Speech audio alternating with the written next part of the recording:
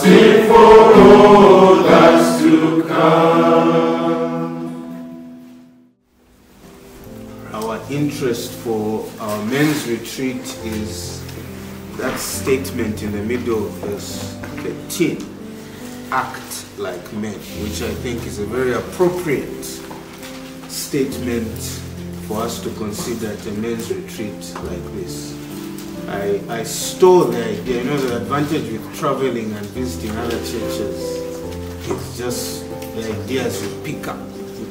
And so I literally stole the idea because the church I go to every February in the US has an annual, I think it's a kind of a men's retreat. For them, they call the retreat Act Like Men. So every year I think it's called Act Like Men, if I'm not mistaken. And so I thought, wow, I'd love to tell the men at Hillview to act like men.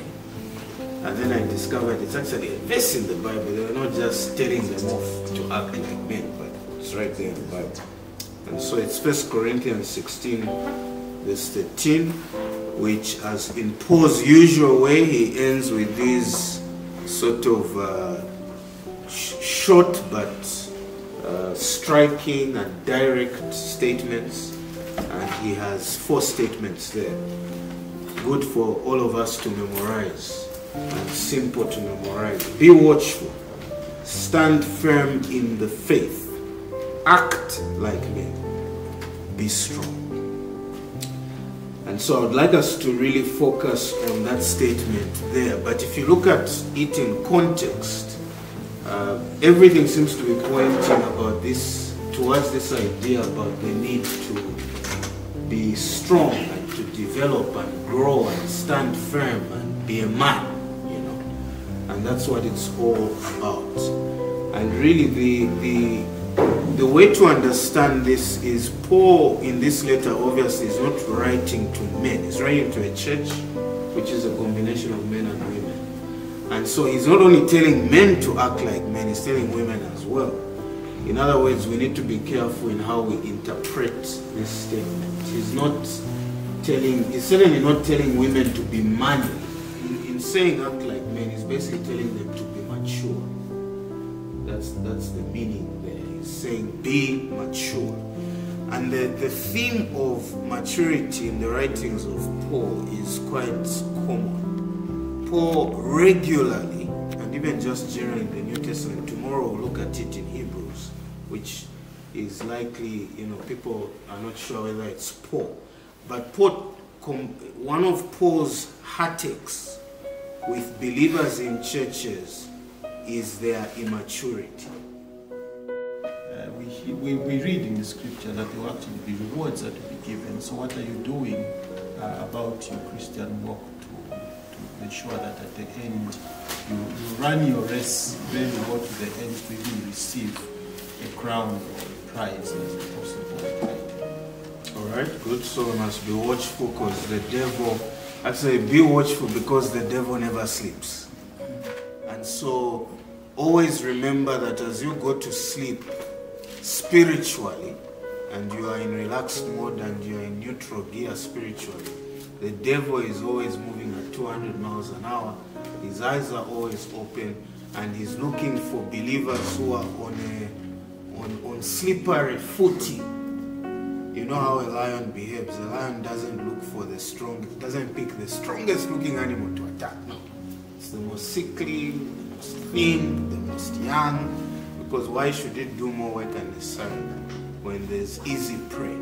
And so that's the danger, that you become easy prey for the devil and you find that your spiritual life goes underwater, you're in moral compromise, your family is upside down and you're wondering, what happened? How did this happen? Well, you fell asleep.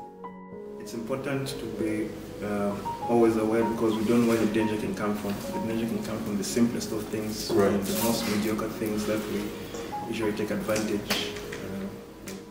There's danger even in what seems innocent, you know, and what you can't even expect that it will come from there. That's another good motivation to be watchful.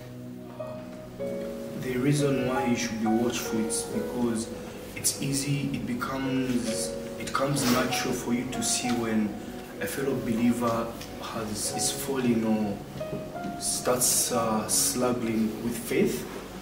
When you're watchful, you're able to see and say, Gabriel, you've slowed down with faith. What's happening?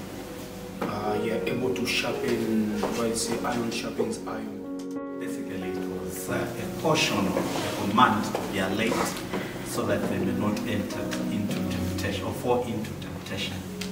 And so this is applicable to us, even as you have already pointed out. We need to be alert in order for us to try and run away from temptation.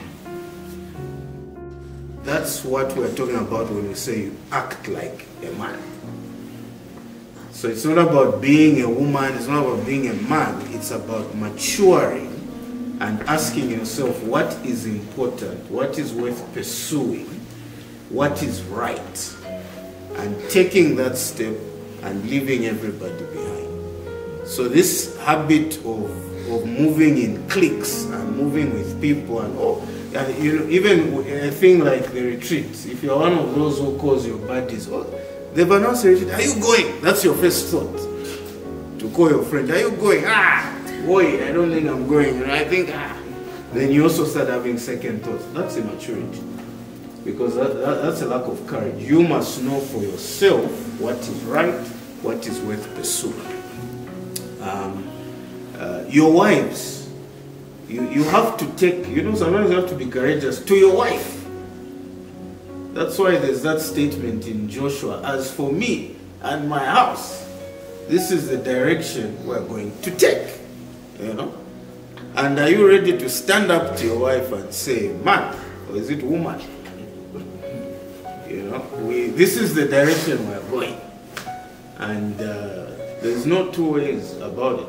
So you have to take courage. And sometimes it means taking courage even in opposition to a lethargic spouse, who is not ready to move and not ready to take action. And you say, no, we are moving.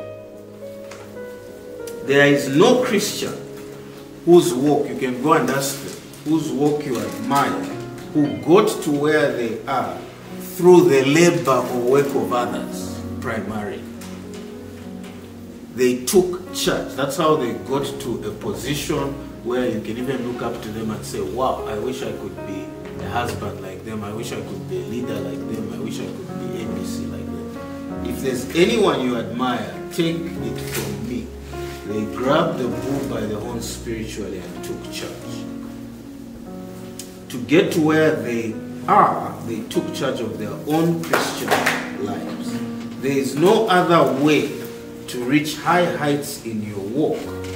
Those who want to remain like babies are foolish and wicked altogether.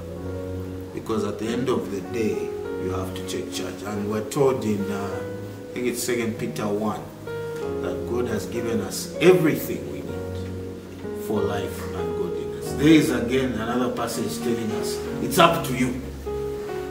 If you are stunted in your Christian growth, guess what? You can't blame your pastor, and you certainly can't blame God. On Judgment Day, God is going to look you in the face and is going to say, didn't you read 2 Peter 1? That you have been given everything that you need for life and godliness. Nobody gets to maturity as a human being without mature people guiding them and pouring in them and building them up. Just in life, in nature, in society, it never happens. And it's exactly the same when it comes to Christian life. You go around and ask the people here who you look at as responsible Christians and committed Christians and love the Lord, they will tell you names. That one was key to my spiritual formation, and without them I would not be where I am today. Maturity, it doesn't happen in oneself. You can't mature yourself. If we're going to leave young children in a bush somewhere and we leave them without an adult, if we come back after 20 years, you know what we're going to find? That they are immature. Because there's no one mature who is teaching them what it means to be mature. It's exactly the same in the Christian life. Nobody matures automatically. No one matures by remote. No one matures without any input from the mature. And so one of the marks and signs of a mature believer is that they raise others into